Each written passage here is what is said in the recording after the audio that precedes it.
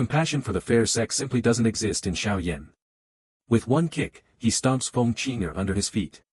Let's pick up where we left off. Some tiny cracks appeared on the huge bell.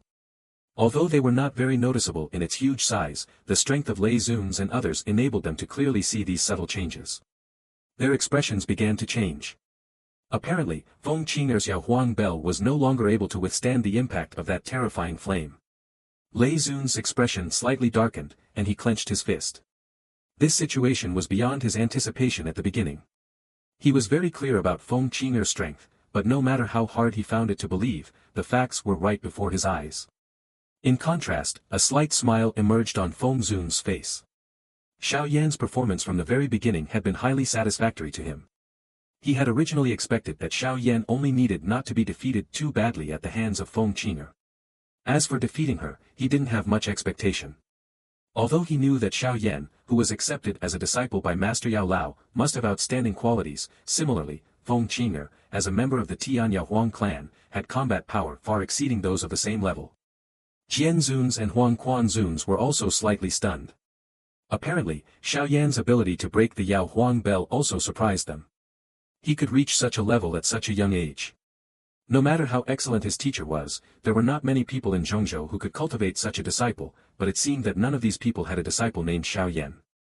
Mu Qingwan, Tang Ying, and Wang Chen, whose face was pale, at the edge of the square also stared in shock at the sea of fire spreading across the sky. Especially Wang Chen, who almost felt a little weak. Such a terrifying combat skill. If Xiao Yan had displayed it when fighting with him earlier, perhaps he wouldn't even have had a chance to escape. Even Feng Qing'er's Yaohuang bell couldn't resist it. This flame was truly terrifying. Everyone stared intently at the sky. As the most outstanding young generation of the four pavilions, they didn't pay much attention to Xiao Yan before, but today's battle made them have to admire. Such strength was truly not comparable to before. The black, red, and golden sea of fire filled the sky. Below the sea of fire, a pitch-black huge bell towered. Each time a wave of fire rolled in, the surface of the huge bell would shake violently, and the tiny cracks were also accelerating their spread. The subtle sounds gradually reached the ears of everyone present, and then the entire venue fell silent. Countless pairs of eyes stared in shock at the three-color sea of fire in the sky. This battle seemed to be coming to a decisive moment. In the air above the sea of fire, Xiao Yan was suspended. At this moment, his face was somewhat pale.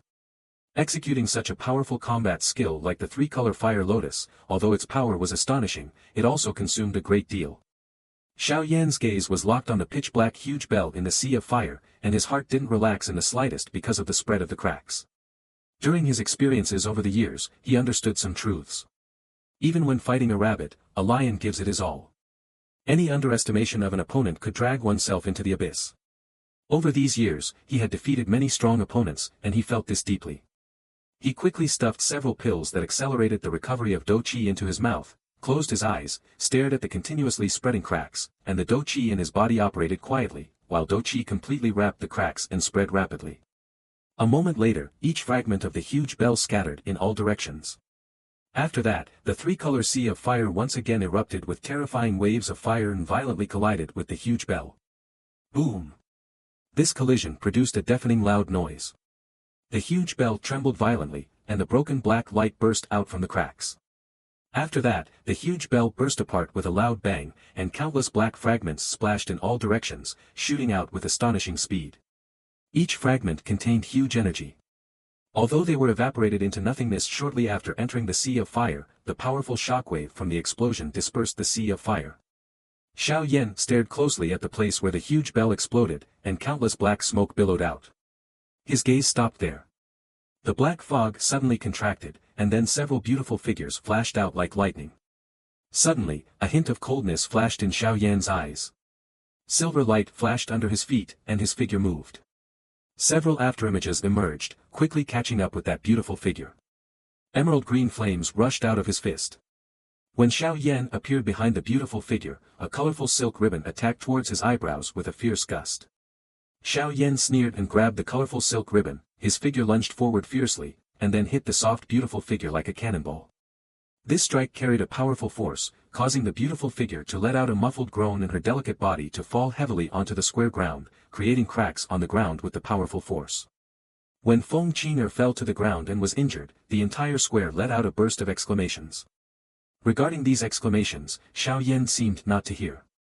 He clenched his fist, sneered, and moved his figure, landing beside Feng Qing'er in the air.